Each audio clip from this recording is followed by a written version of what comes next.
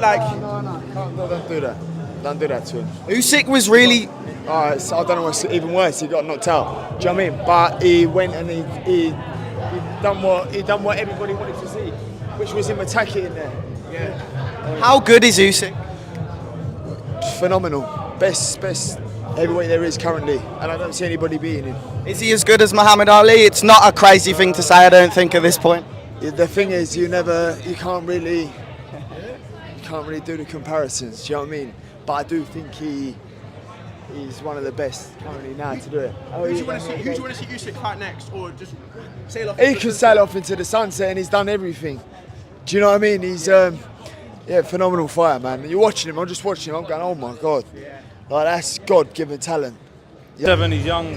He'll be 3-4-time world heavyweight champion of the world. What is it about Usyk that makes him so good a level from the rest? He joins the fighter's mental energy, man. His footwork, his feints. He's unreal, bro. He's unreal. Do you think Dubois could have got up in the last one? Pardon? The last knockdown. Do you think Dubois could have got up? He would have been hurt. He would have been hurt regardless. So it's for the better, I think. What do you think Fury should do? Do you think he should get the trilogy? Listen, they're powerful guys. You know what I mean? They can do what they want, not fight.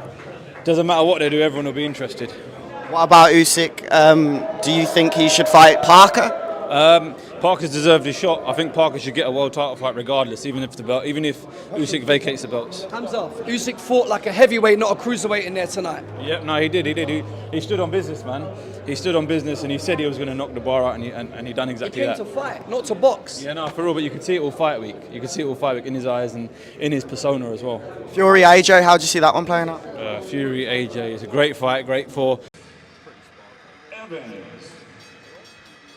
Just you're talking about one of the great generational. I watched the first 2 rounds, and Dubois looked really dangerous. Came out, backed him up, and then Usyk just decided I can't allow him to back me up, so I'm going to go on the front foot and box aggressive here. And he knocked him spark out. Unbelievable, just a true generational great.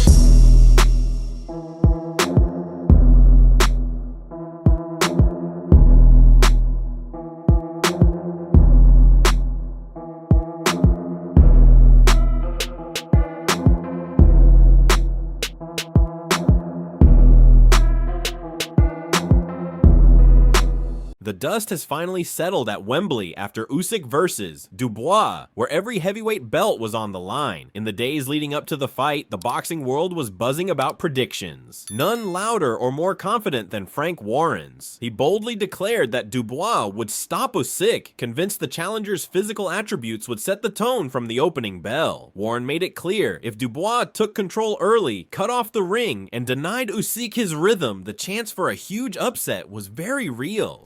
Look, how does he go about it? He's got to use what he is. He's a big, powerful man. He's got a good boxing brain. He's got a good jab. He's got to go out and control the fight from the first bell. Usyk will come at him in the first round. Usyk will, he'll look to be breaking his heart and taking the fight to him.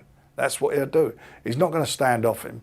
So it's going to be who can control the centre of that ring. Looking back at Warren's analysis, breaking Usyk's movement was always his key. If Dubois pressed forward with a disciplined jab, Fury-style pressure, and refused to let Usyk dictate pace, he could unravel the champ's plans. Warren's blueprint for victory centered on disrupting comfort and putting Usyk in uncomfortable positions throughout. That's why you look when he fought against Joshua. He went in and put Joshua on the back foot and negated what Joshua's strengths are. You can't let that happen. You got to keep him there.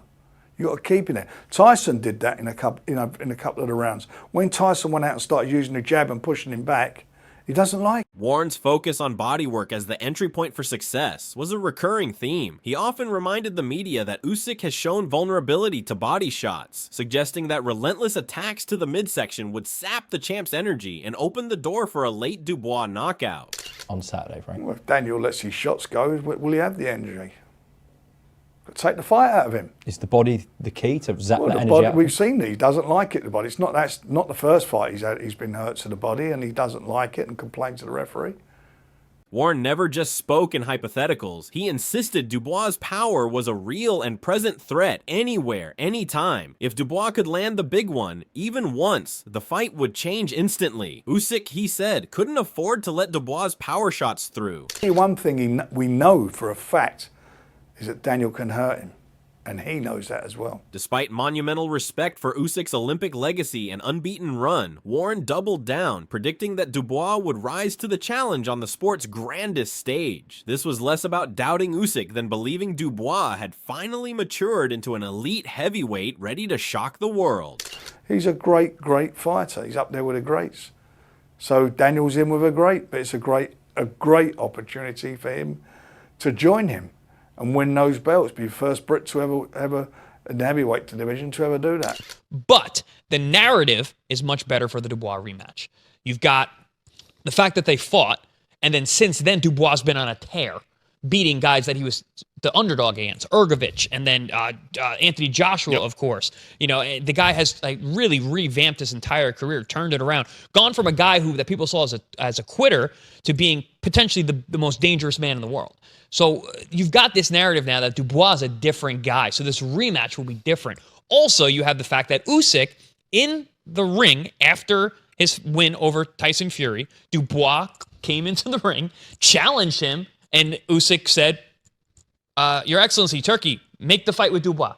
He's a man of his word. That guy says something, there's a good chance it's going to happen. So I believe the narrative is there, for this fight, obviously, and this is one of the reasons why it's being made. Frank Warren's strategic path to victory for Dubois stood in contrast to Derek Chisora's raw, experience-driven perspective. Chisora, having been in with Usyk, emphasized the psychological gauntlet. He repeatedly said that to defeat Usyk requires a certain madness. He's seen firsthand Usyk's unshakable confidence, forged by hardship and his indomitable spirit. This challenge to Chisora was less about tactics and more about surviving Usyk's relentless pressure, speed, and mental durability.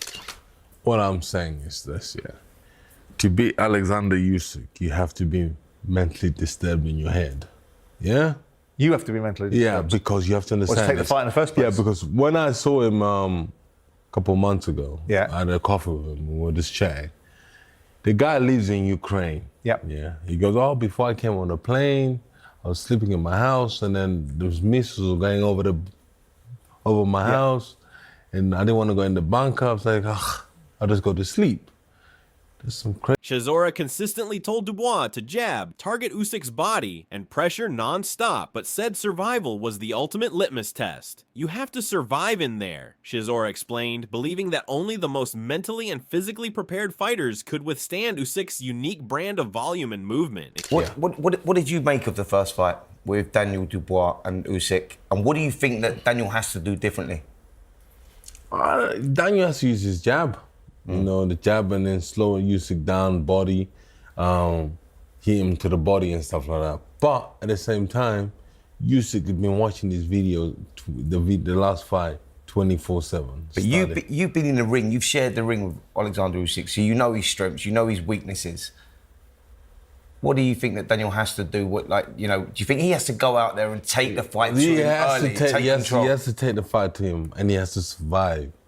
Yeah, because if you're not fit, you can't survive. Yeah, because of the way he makes you work. Yeah. I mean, it's... He never rated Usyk as the hardest puncher, but always as one of the smartest, someone who forces opponents to fear getting hit, to work at an exhausting, uncomfortable pace. Usyk does damage by accumulation, and Chisora warned fatigue is the real enemy. How in all the fighters that you've been in with, and you've been with most of them, been with AJ you haven't been in with, but how hard's he hit?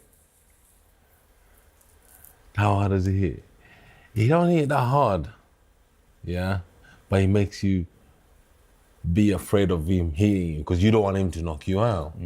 It's more combination punching and not knowing where that shot comes from. The shots that actually, the shots that do the damage are the ones you don't see. Chisora didn't hand out picks, but the respect for Usyk was palpable. His advice before the fight, Dubois would have to do what nobody else had, and that meant showing something truly different. If Dubois couldn't, Chisora was certain Usyk would revert to form, adjust, control, and outlast. Naseem Hamed, assessing the matchup before fight night, was adamant that Usyk's technical skill and intelligence made him the favorite. Hamed pointed to Usyk's years of elite-level experience and ring IQ as decisive advantages, predicting that if the fight played out over 12 rounds, it would be Usyk on points. Yet Hamed didn't count out Dubois. He acknowledged Daniel's youth, power, size, and growing confidence, especially his dangerous body shots. Hamed noted before the bell that Dubois was more than a puncher. He'd matured as a boxer and was entering his prime at just the right time. That was on the unpredictable nature of heavyweight showdowns. He said that while Usyk could well outbox Dubois for a decision, the young British challenger's knockout power loomed as a true X factor.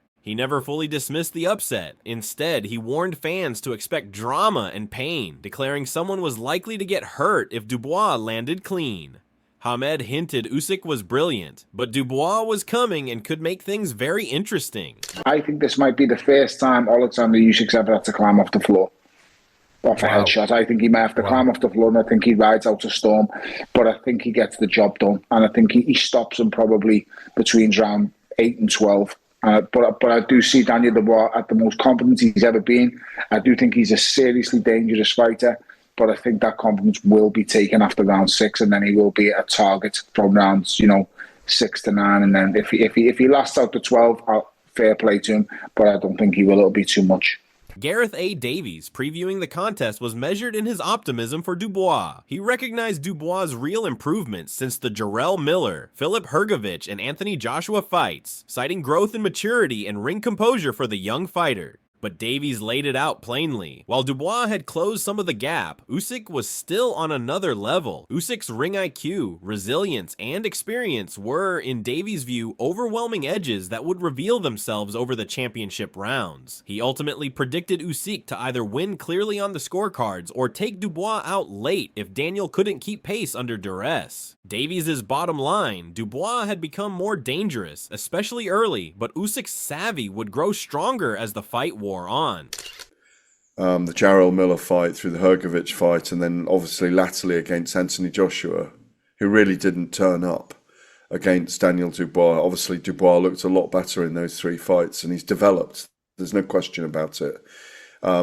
He's developed as a man, as a person, as an individual. I still think, not because Daniel isn't good, I think it's that Usyk is very, very good, that I think he'll show that he's got the wherewithal to win for the second time, and I think he'll outbox Dubois as the rounds go on. Dubois will be dangerous early. He'll outbox Dubois as the rounds go on, and I think he may even stop him late, but I think he'll win comfortably on points. If Usyk was 32, I wouldn't be giving Daniel Dubois a chance. But the fact he's 38, the fact he has had tough fights against Tyson Fury, the fact that Daniel Dubois has fought him, so that fear now of fighting Usyk is gone. Like the Usyk must have that over fighters where you step into the ring with him and there is this, shit, this is going to be fucking tough. I don't think Daniel has that. Honestly, I don't think he has that. I think he's almost, and I hope he doesn't find this disrespectful, he's like a dog on the leash just waiting to attack. It's almost like you're holding him back, and then he just goes. Shane McGuigan predicted this rematch would be tighter than their first encounter and thought Dubois' momentum, especially after the Joshua victory, could turn things his way. He voiced concern, however, about Usyk's recent promoter split, suggesting focus may be an issue for the champ. think Daniel's got a better chance than he did the last time. I don't think he won many rounds apart from that cracking shot that was borderline potentially low. And that's going to be a talking point for years and years to come. So, whether he can find that shot again, obviously they're hopeful. I just think if you take that shot away, the majority of the fight was won by Usyk and his boxing IQ and his pressure and his intelligent pressure.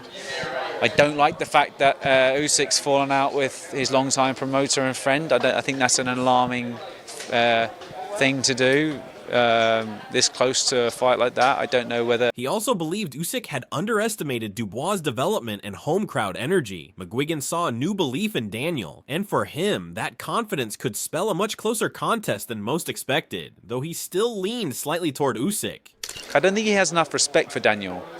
I think he's very dismissive of him.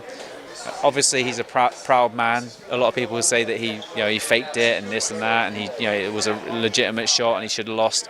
But yeah, he's going to get his back up. But I also don't think he has enough respect for him and what he's achieved of late. And Daniel's on fantastic momentum.